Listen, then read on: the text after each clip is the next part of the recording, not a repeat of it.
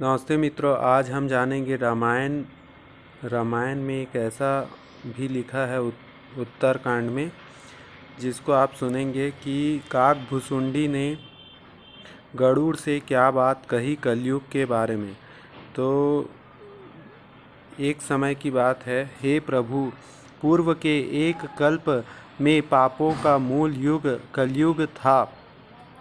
उस पुरुष और स्त्री सभी अधर्मपरायण और वेदों के विरोधी थे। उस कलयुग में मैं अयोध्यापुरी जाकर शूद्र का शरीर पाकर जन्मा। मैं मन वचन और कर्म से शिव जी का सेवक और दूसरे देवताओं की निंदा करने वाला अभिमानी था। मतलब ये बता रहे हैं काकभुसुंडी कि मैं ऐसा भी था, क्योंकि काकभुसुंडी का अलग अलग कई बार जन्म हुआ था। मैं घन के मद से मतवाला, बहुत ही बकवादी और उग्र आदि वाला था। मेरे हृदय में बड़ा भारी दंभ था। यद्यपि मैं रघुनाथ जी के राजधानी में रहता था, तथापि मैंने उस समय उसकी महिमा कुछ भी नहीं जानी। अब मैंने अवध का प्रभाव जाना। वेद शास्त्र और पुराणों ने ऐसा गाया है कि किसी भी जन्म में जो कोई भी अयोध्या में बस जाता है, वह अवश्य ही श्री राम जी के परायण हो जाएगा। अवध का प्रभाव जीव तभी जानता है जब हाथ में धनुष धारण करने वाले श्री राम जी उसके हृदय में निवास करते हैं। हे गरुड़ जी, वह कलिकाल बड़ा कठिन था। उसमें सभी नर नारी पाप परायण पाप में लिप्त थे। कलयुग के पापों ने सब धर्मों को ग्रास लिया। सद्ग्रंथ लुप्त हो गए। दंभियों ने अपनी बुद्धि से कल्पना करके बहुत से पंथ प्रकट कर दिए थे। सभी लोग मोहवश हो गए थे। शुभ कर्मों के लोभ से हड़प लिया। हे ज्ञान के भंडार, हे श्री हरि, वाहन सुनिए। अब मैं कली के कुछ धर्म कहता हूँ। कलयुग में वर्ण धर्म रहता है, ना चारों आश्रम रहते हैं। सब पुरुष स्त्री वेदों के विरोध में लगे रहते हैं। ब्राह्मण वेदों के वचनों को और राजा प्रजा को खा डालने वाला होते हैं। वेद की आज्ञा कोई नहीं मानता। जिसको जो अच्छा लग जाए वही मार्ग है। जो डिग मारता है वही पंडित है। जो मिथ्या आरंभ करता है, आडंबर करता है और जो दंभ में रत है, उसी को सब कोई संत कहते हैं। जो जिस किसी प्रकार से दूसरे के धन हरण कर ले वही बुद्धिमान है। जो दंभ करता है वही बड़ा आचारी है। जो झूठ बोलता है वही हंसी दिल्लगी करना जानता है। कलयुग में वही गुणवान कहा जाता है जो आचारहीन है और वेद मार्ग को छोड़े हुए हैं। कलयुग में वही ज्ञानी और वही वैराग्यवान है जिसके बड़े बड़े नख और लंबी लंबी जटाएं हैं। वही कलयुग में प्रसिद्ध तपस्वी है। जो अमंगल वेश और अमंगल भूषण धारण करते हैं और भक्षय अभक्षय, खाने योग्य और ना खाने योग्य सब कुछ खा लेते हैं, वे ही योगी हैं, वे ही सिद्ध हैं और वे ही मनुष्य कलयुग में पूज्य हैं। जिसके आचरण से दूसरों का उपकार अहित करने वाले हैं, उन्हीं का बड़ा गौरव होता है और वे ही सम्मान के योग्य होते हैं। जो मन वचन और कर्म से लबरा झूठा बोलने वाला है, वे ही कलयुग में वक्ता माने जाते हैं। हे गोसाई, सभी मनुष्य स्त्रियों में विशेष वश में हैं और बाजीगर के बंदर की तरह उनके नचाए नाचते हैं। ब्राह्मणों के शूद्र ज्ञानोपदेश करते हैं और गले में जनेऊ डालकर कुत्सित दान लेते हैं। सभी पुरुष काम और लोभ में तत्पर और क्रोधी होते हैं। देवता, ब्राह्मण, वेद और संतों के विरोधी होते हैं। अभागिनी स्त्रियां गुणों के धाम सुंदर पति को छोड़कर पर पुरुष का सेवन करती है।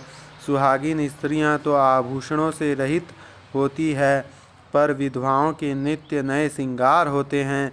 शिष्य और गुरु में बहरे और अंधे का सा हिसाब होता है। एक शिष्य गुरु के उपदेश को सुनता नहीं, एक गुरु देखता नहीं, उसे ज्ञान दृष्टि प्राप्त नहीं है।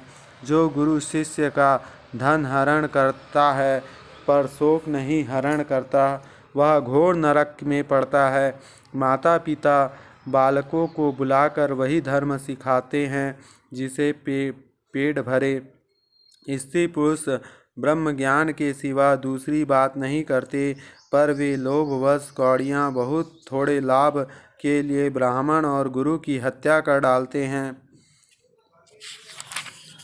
शूद्र ब्राह्मणों का विवाद करते हैं और कहते हैं कि क्या तुमसे कुछ कम है।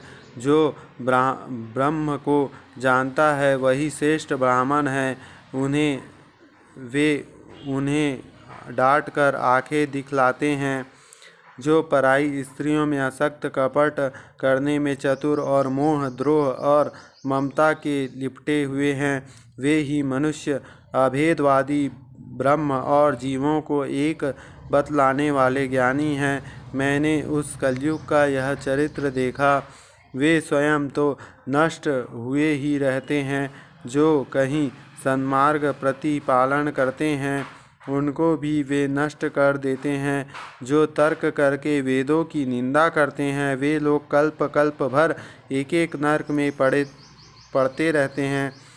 तेली, कुम्हार, चंडाल, भील, कोल और कलवार आदि जो वर्ण में नीचे हैं, स्त्री के मरने पर अथवा घर की संपत्ति नष्ट हो जाने पर सिर मुड़वाकर संन्यास हो जाते हैं।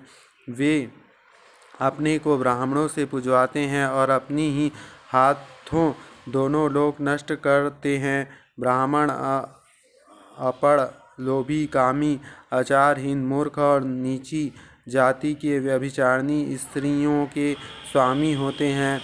शूद्र नाना प्रकार के जप तप और व्रत करते हैं और ऊंचे आसन व्यास गच्छी पर बैठकर पुराण कहते हैं। सब मनुष्य मनमाना आचरण करते हैं। अपार अनीतिक वर्णन नहीं किया जा सकता। कलयुग के सब लोग वर्ण संकर और मर्यादाओं से च्युत हो गए हैं।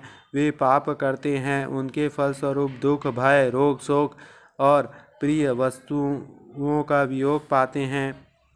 वेद सम्मत और वैराग्य और ज्ञान से युक्त जो हरि भक्त की मार्ग है, मोहवश मनुष्य उस पर नहीं चलते और उनके नए नए पंथों की कल्पना करते हैं। सन्यासी बहुत धन लगाकर घर सजाते हैं, उसमें वैराग्य नहीं रहा, उसे विषयों में हर लिया। तपस्वियों को धनवान हो गए और गृहस्थी दरिद्र हैं। हे तात, कलयुग की लीला कुछ कही नहीं जाती। कुलवती और सती स्त्रियों को पुरुष घर से निकाल देते हैं और अच्छे चालकों को छोड़कर घर की दासी को ला लेते हैं। पुत्र अपने माता पिता की तभी तक मानते हैं जब तक स्त्री मुंह नहीं दिखाई पड़ा। जब से ससुराल प्यारी लगने लगी तब से कुटुंब शत्रु रूप हो गए। राजा लोग पाप परायण हो गए, उसमें धर्म नहीं रहा। वे प्रजा के नित्य ही दंड देकर उनकी विडंब दुर्दशा किया करते हैं। धनी लोग मलिन नीच जात के होने वाले भी कुलीन माने जाते हैं। द्विज का चिन्ह जनेऊ मात्र रह गया और नंगे बदन रहना तपस्वी का, जो वेदों और पुराणों को नहीं मानते। कलयुग में वे ही हरि भक्त और सच्चे संत कहलाते हैं। कवियों तो झुंड हो गए, पर दुनिया में उदार सुनाई नहीं पड़ती। गुणों को दोष लगाने वाले बहुत है, पर गुणी कोई नहीं है। कलयुग में बार बार अकाल पड़ने लगते हैं, अन्न बिना सब लोग दुखी होकर मरते हैं। हे पक्षीराज गरुड़ जी, सुनिए, कलयुग में कपट, हठ, दंभ, द्वेष, पाखंड, मान, मोह और काम आदि और मद ब्रह्मांड भर में व्याप्त हो गए। मनुष्य जप तप यज्ञ व्रत और दान आदि धर्म तामसी भाव से करने लगे। देवता इंद्र पृथ्वी पर छल नहीं बरसाते और बोया हुआ अन्न उगता नहीं। तो ऐसा मतलब कलयुग का चरित्र है, इसलिए कलयुग से बचें। ये रामायण का संवाद था जो मैंने सुनाया। रामायण में काकभुसुंडी ने गरुड़ को ज्ञान दिया। तो काकभुसुंडी ऐसे थे जो 16 बार राम भगवान का दर्शन कर चुके थे और 13 बार राम भगवान का दर्शन कर चुके थे 13 युग में, और 16 बार कृष्ण का भी दर्शन किए थे। तो ऐसे काकभुसुंडी थे। तो ऐसे महान ज्ञानियों का ज्ञान बहुत ही काम का है और ऐसा ज्ञान लेना चाहिए। और कलयुग का जो नियम इन्होंने बताया है वो सब सत्य है। आप देख रहे हैं ये सब चीज़ें। तो इनसे बचने के लिए वही उपाय है, ज्ञान ही एक ऐसा मार्ग है जिसके द्वारा हम ज्ञान और भक्ति से पार हो सकते हैं। जय श्री राम।